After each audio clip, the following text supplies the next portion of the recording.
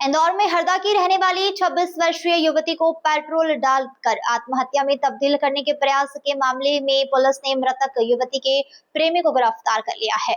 बताया जा रहा है कि पिछले कई वर्षों से दोनों में बातचीत हुआ करती थी और शादी को लेकर युवती ने बात कही तो वह विवाद और उसके बाद हत्या की वारदात में तब्दील हो गई।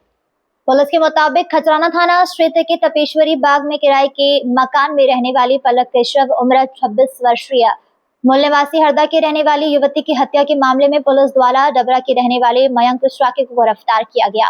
बताया जा रहा है कि 2020 में दोनों के बीच में सोशल मीडिया के माध्यम से दोस्ती हुई थी। मृतक युवक मूल रूप से हरदा के रहने वाली और यहां पर निजी बैंक में काम करती थी। दोनों में मेल मुलाकात भी होती थी, लेकिन जब पालक के द्वारा युवक को शादी करने के लिए कहा गया तो दोनों के बीच में जमकर विवाद हुआ और उसके बाद से युवक ने उसका गला दबाकर हत्या की वारदात को अंजाम दिया और उसके बाद में पेट्रोल डालकर उसे जला दिया और पूरी वारदात को घटना में तब्दील करने के लिए कमरे में रखी हुई गैस की नली भी खोल दी ताकि आग लगने की घटना प्रतीत हो। मामले में पुलिस ने मयंक को गिरफ्तार कर लिया है और विभिन्न पहलुओं पर पूछताछ जारी है। पुलिस थाना खजराना के अंतर्गत 26 जुलाई को एक सूचना मिली थी कि तपेश्वरी बाग में एक लड़की है जो अपने एक फ्लैट में किराए से रहती थी और उसमें वो मृत अवस्था में मिली है। सूचना पर थाना प्रभारी खजराना एफएसएल टीम जब वहाँ मौके पर पहुंचे और बारीकी से जब इंस्पेक्शन किया गया तो कुछ उसमें संदेह के पॉइंट्स मिले।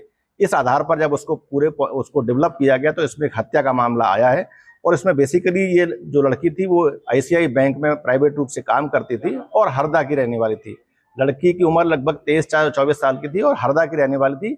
मृतिका का नाम पलक था और ये यहाँ पे काम करती थी, अकेली रहती थी। और उसकी एक जो दोस्ती मयंक नाम के लड़के से हुई थी जो काफी लंबे समय से लगभग 4-5 साल से संपर्क में थी और उसका आना जाना भी काफी फ्रिक्वेंट था। बाद में अभी जब वो लास्ट उसमें 26 जो एक दिन पहले जब वो आया तो उसने शादी की शर्त रख दी और उस पर लड़की ने मना किया। जब मना किया तो उसने उसका गला घोंट दिया। उसके बाद जो तथ्यों को छुपाने के लिए मतलब घटना को हादसा दर्शाने के लिए उसने पूरी घटना को तब्दील किया, चेंज किया और बर्नर वगैरह जो उसका गैस का चूल्हा था उसमें छेड़छाड़ की, ऐसा लगा के जैसे आग से उसकी मृत्यु हुई हो। चूंकि घटना स्थल से काफी चीजें मिली थी, उसके बाद फुटेज के आधार पर बाकी जो टेक्निकल एनालिसिस के आधार पर आरोपी को आइडेंटिफाई किया है और मयंक नामक जो आरोपी बेसिकली जो डबरा का रहने वाला है और इलेक्ट्रीशियन मतलब बेसिक जो मैकेनिकल इलेक्ट्रीशियन का काम करता है उसको पुलिस ने इसमें गिरफ्तार किया है।